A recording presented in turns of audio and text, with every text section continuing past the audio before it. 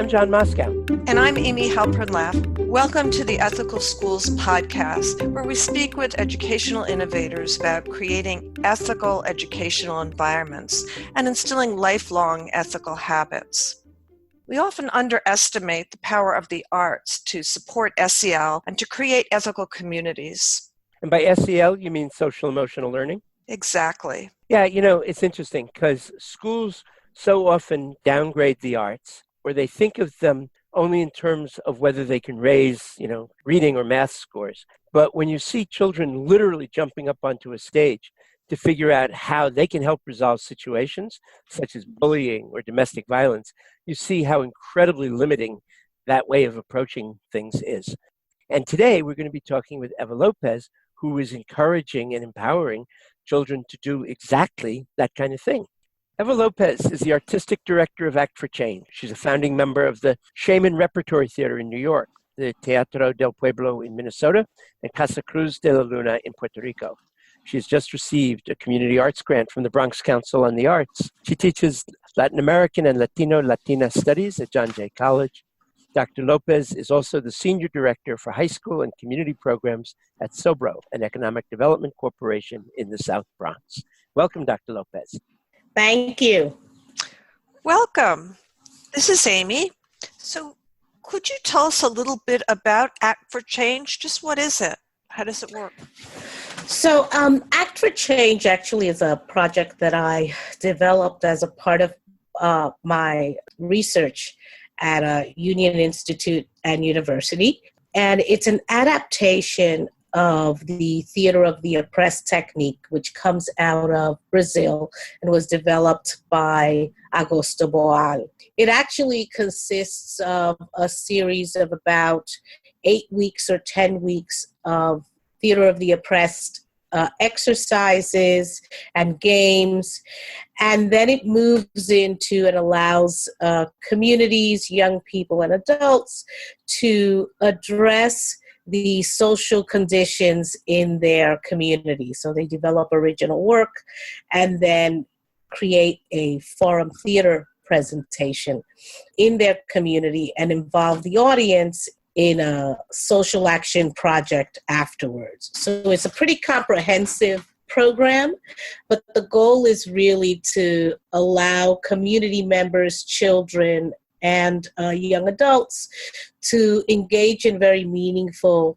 dialogue on the social conditions in their communities. How does it do that? How does it impact students' decision making?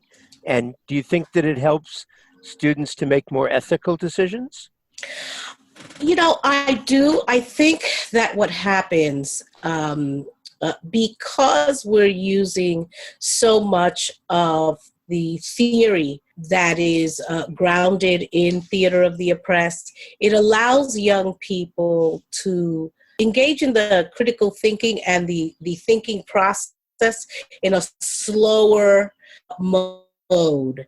And so what happens is that young people and actually the audience begin to take a look at the nuances of human interaction and social interaction. And as a result, you begin to start thinking about what is the most ethical behavior, what is the best course of action that would stop oppression. And because at the core of the conversation is how does oppression play itself out in community, within people, within society, then you're able to take a look at these things because you're not looking at it from your immediate perspective. Instead, it is, this is a character that you're looking at. It's not real. And because it's not real, it becomes more real than real. For people who don't know theater of the oppressed, can you give a very brief description of what like an actual Act4Change session might look like and therefore how it does help this decision-making process? Okay, so part of the Act4Change process, as I said, is to engage in a series of theater games and exercises. And then throughout about halfway through the work and the course, young people and whatever group I'm working with, I also work with parents and do parent engagement, engage in one of the theater techniques, which is called image theater. And so image theater is sort of this, it's a series of sort of frozen statues that get created, and so we address the social issue that is of concern for that particular group. So it might be bullying, it might be domestic violence, it might be substance abuse. Any of those topics, right, would then be created in a sort of frozen statue. And then that statue begins to sort of come to life. And it happens in very slow stages. So first it starts maybe with a word, then it starts with one sentence, then it starts with whole sentences, then it starts with images interacting with one another. And so, you know, the actual creation of the theatrical work, the scenario, goes through a series of stages. And I think because of that, young people and also audience members get to think very meticulously about what it is that they are viewing and what it is that they are seeing. Dr. Lopez, could you give us an overview of how the program works over time? Do you work with a community over weeks or months? I mean, typically, how many sessions make up an Act4Change program? An Act4Change program takes about 10 weeks. As I said before, the young people or whoever I'm working with works on a series of first games and exercises, and then they identify the conditions or the issues that they want to address in their community. At that point, the group then creates a piece, an original work. It's usually very short, and the presentation actually stops at the height of conflict. That then is presented before an audience, and the audience is called upon to become a spect-actor.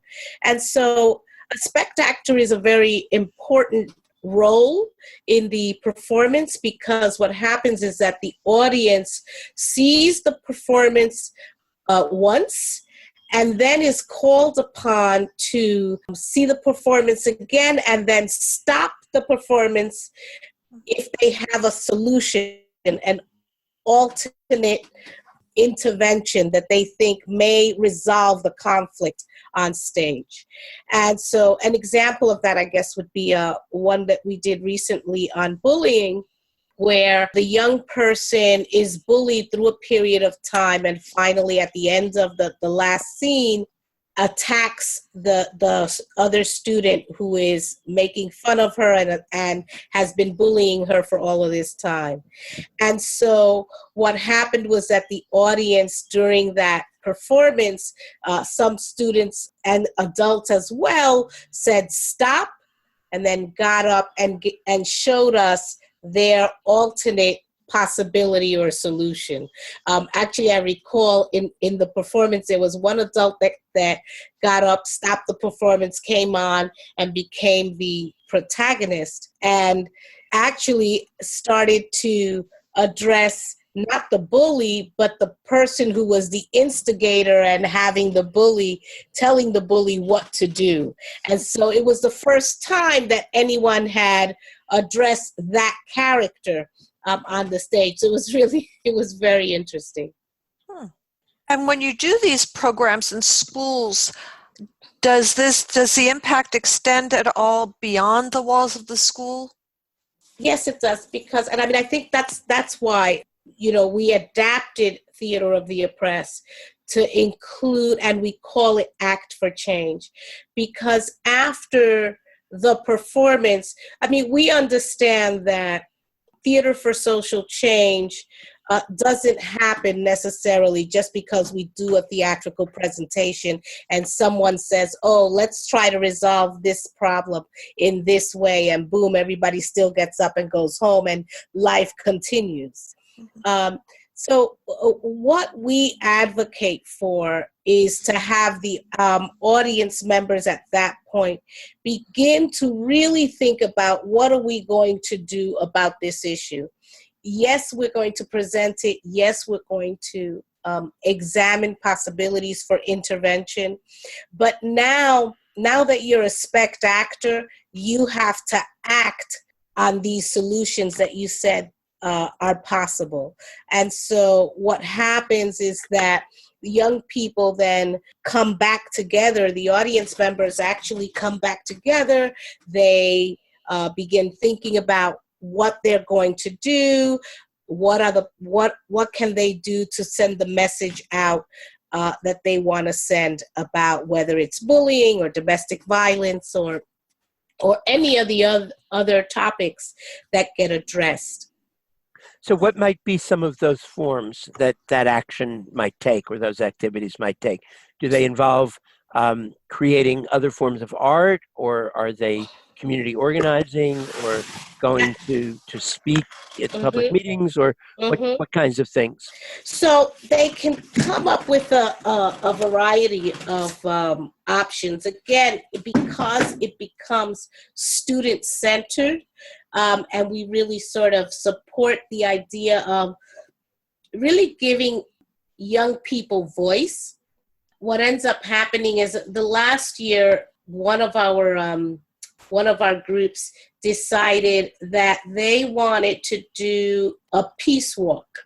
And so they created chants. They did a lot of posters and drawings. And then they did a peace walk around their community, advocating for peace, advocacy of bullying, telling folks in the community that love is important, not to bully. So it's sort of all of this is going on in the community. And then the teenagers organized a health fair. So one of the things that I think was really interesting about that particular group was that not only did they use other art forms to convey the message that they wanted to convey and to make the community aware of what they were thinking about, but they also drew the connection between this idea that if you stop bullying, you are also advocating for the health and well-being of other people. And so the teenagers did a health fair. After the peace walk, they invited people to come into the community center and to get information about healthy living, about insurance, so making that connection between something that happens to individuals and how it impacts the social fabric of the community,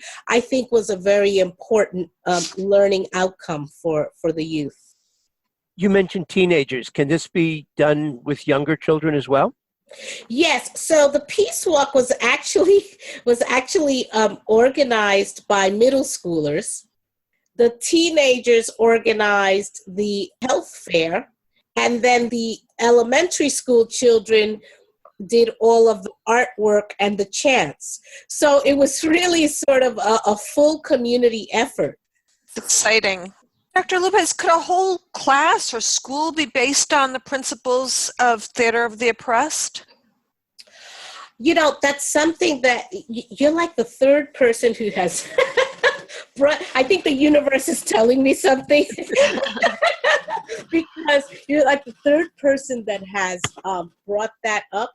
I think it's very possible. It's certainly not something that I've toyed around with a lot. But I do know that in Newark, there is a school that has, and actually it's a charter school, ironically, but it's a charter school on Paulo Freire's pedagogy of the oppressed. So I think create a school based on theater of the oppressed, especially if it was an art school, I think would be very, very exciting. And it's certainly something now that I'm going to keep twirling around. Yeah, it's an exciting concept, isn't it? Mm-hmm. Yes, it is. Yes, it is. Well, is there anything that you'd like to add? Yeah, I think that, one of the reasons that I started doing the project was because I realized that so many of the young people in the Bronx and in Brooklyn, as a result of some of the reading that I did, have not been exposed to the arts. And I think that's a real detriment to the learning of our young people. I think that it really stops young people from having the tools that they need to address some of the skill sets that they need in the workplace. And so, not knowing enough about the arts, not being exposed to the arts, hinders someone from imagining things that are impossible, making the impossible possible, persistence and perseverance, working in a process-oriented manner until you get your solution. Those are all skill sets that are critical, not only in the workplace, but critical to people's well-being. And so I think it's a very important part of the learning process and something that we have to advocate for. And I think that it also gives us a real strong possibility for rethinking social justice and ethics. Wow. Yeah. Thank you so much. How can our listeners find out more about Act4Change? Well, they can certainly send an email to us at act4change@gmail.com. And we'll be more than glad to send them information. We're in the middle of getting a website together, and with the help of John, getting a lot more sophisticated with technology. Okay. Excellent, because I think a lot of people will want to know more about this program. Oh, thank you. Yeah, it's been very exciting for me just learning about it and actually getting to go and watch a couple of the episodes you did with spect-actors and to see the excitement in the participants. And one of them was with very young children and older children, and one was with primarily adults. And everybody really got into it, and you could also see the impact on the members of the audience when they actually said stop and then went up and did their piece in front of their classmates or their colleagues, and it was just a very exciting process. So thank you again. Thank you.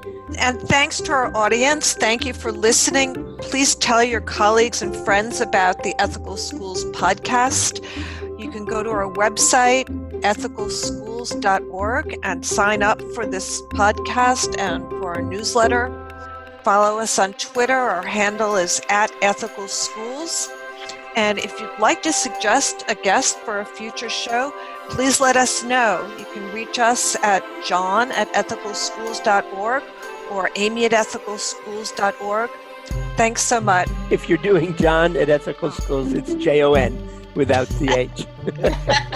Otherwise, who knows where it will go. Thank you, John. Thank you, Amy. Bye-bye.